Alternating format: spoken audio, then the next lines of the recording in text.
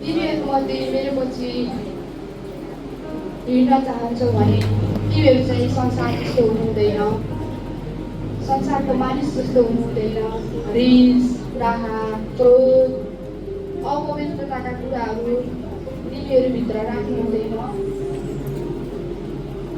तिमीहरू मेरो पछि लाग्न चाहन्छौ भने तिमीहरूसँग भएको सारा सम्पत्ति, आफूसँग भएको धन माल, आफूसँग भएको सबै परिवार, सबै कुरालाई इन्कार गरेर मेरो पछि हिँड्नुपर्छ। तिमीहरूले आफूलाई इन्कार गर्न सक्नुपर्छ।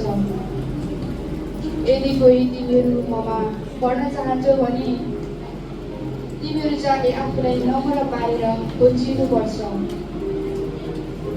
तिमीहरू मेरो चेला बन्न चाहन्छौ भने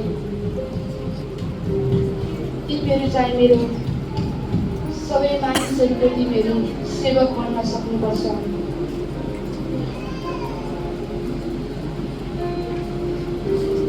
तिमीहरू मेरो पाइला पछ्याएर हिँड्न चाहन्छौ भने तिमीहरू सबैको दास बन्न सक्नुपर्छ।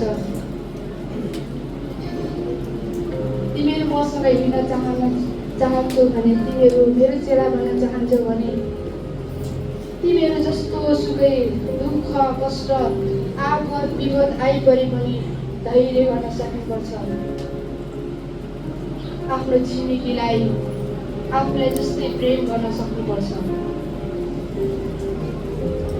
के तिमीहरू यो सबै कुरा मेरो पछि लाग्नको लागि गर्न सक्छौ? सक्छौँ प्रभु। र धन सम्पत्ति घर परिवार सबै कुरालाई त्यागेर तपाईँको पछाडि हिँड्न चाहन्छौँ प्रभु। प्रभु, हामी साँच्चै तपाईँको चेला हुन तयार छौँ। हामी तपाईँको निम्ति हामी आफ्नो मूल्यलाई चुकाउन तयार छौँ प्रभु।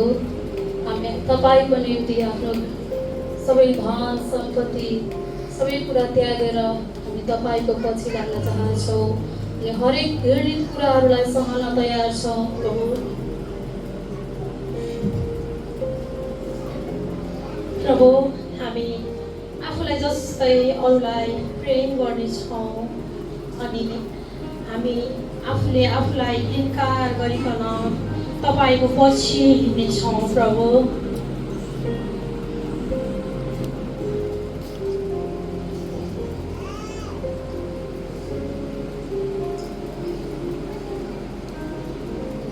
हो प्रभु, हो हामीले तपाईँलाई प्रेम गरिरहनेछौँ प्रभु।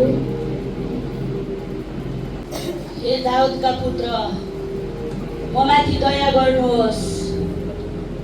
हे दाउदका पुत्र, ममाथि दया गर्नुहोस्। चुप लाग, कति कुराको मान्छे हेर्दा त राम्रै छ, हात खुट्टाउने राम्रै छ।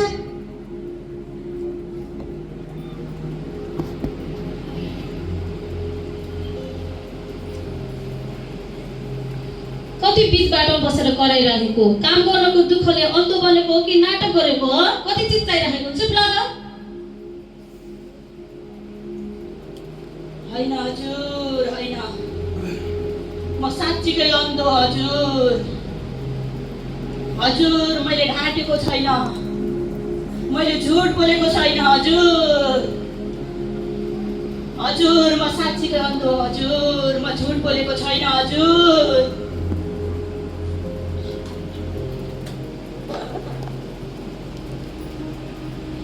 देख्दा त खाइलाग्दो देखिन्छौ त। के तिमी बाटोमा बसेर मागी खान पल्केको हो काम गर्नको दुःखले?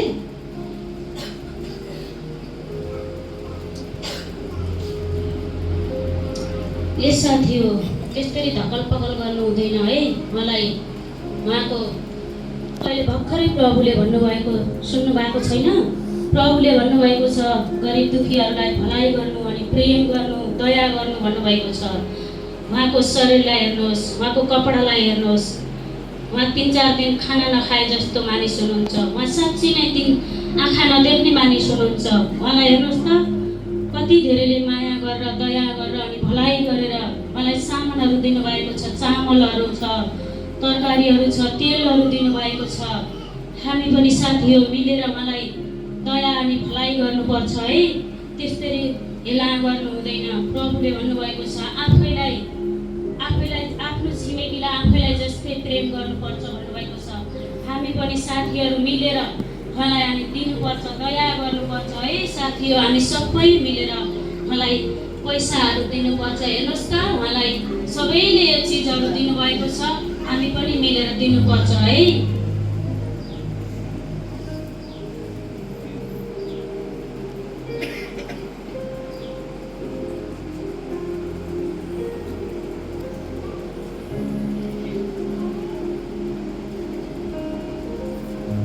के साथीहरू यो व्यक्ति साँच्चीकै अन्धो होला त? हेर्दा त्यस्तो लाग्दैन। होइन होइन, नाटक गरेको हुनुपर्छ पक्कै पनि।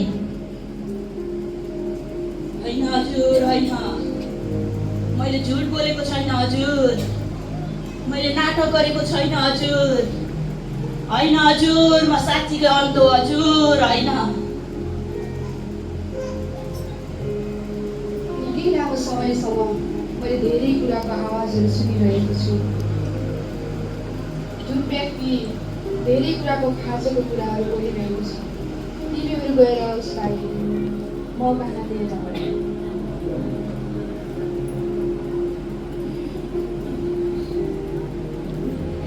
नचिच्चाऊ, नकराऊ, ढाडस गर, किनकि प्रभुले तिमीलाई बोलाउनु भएको छ।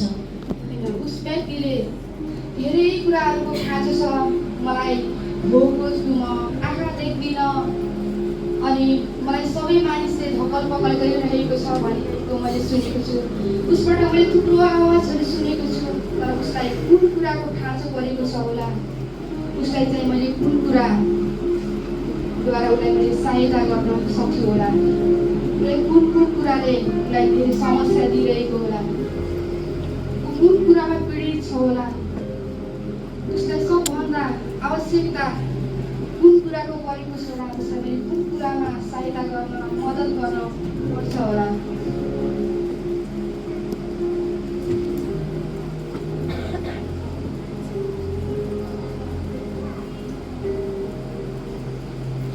हे दाउदका पुत्र, म माथि दया गर्नुहोस्।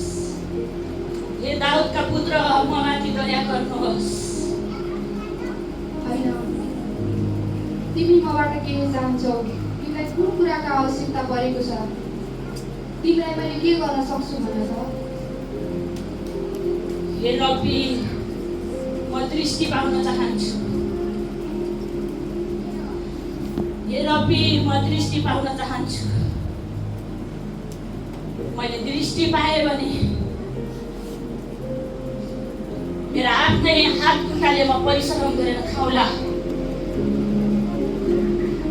मेरो आफ्नै शरीरले मेहनत गरेर खाउला।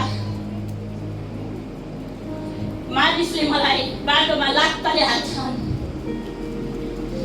मानिसले मलाई बाटोमा थुक्छन्, अनि त के साँच्चीकै अन्धो होस् भन्छन्। मानिसले ढकल पकल पार्छन्, मानिसले मलाई यता घचर्छन्, उता घचर्छन्, मानिसले मलाई थुक्छन्, गिल्ला गर्छन्।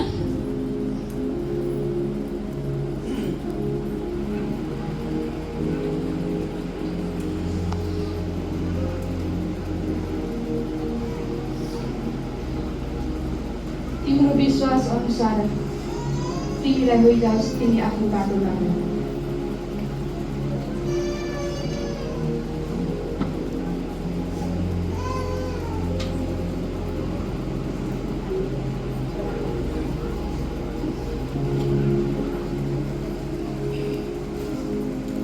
मैले दृष्टि पाएँ, मैले दृष्टि पाएँ। प्रभु तपाईँलाई धन्यवाद, प्रभु तपाईँलाई धन्यवाद। आज कति मानिसले मलाई थुक्थे, आज कति मानिसले मलाई गिल्ला गर्थे, के त साँच्चीकै अन्धो होस् भन्थे, के त साँच्चीकै हेर्दाखेरि त खाइलाग्दो छस् भन्थे। काम गर्नको दुःखले मागेर खान पल्केको भन्थे मलाई।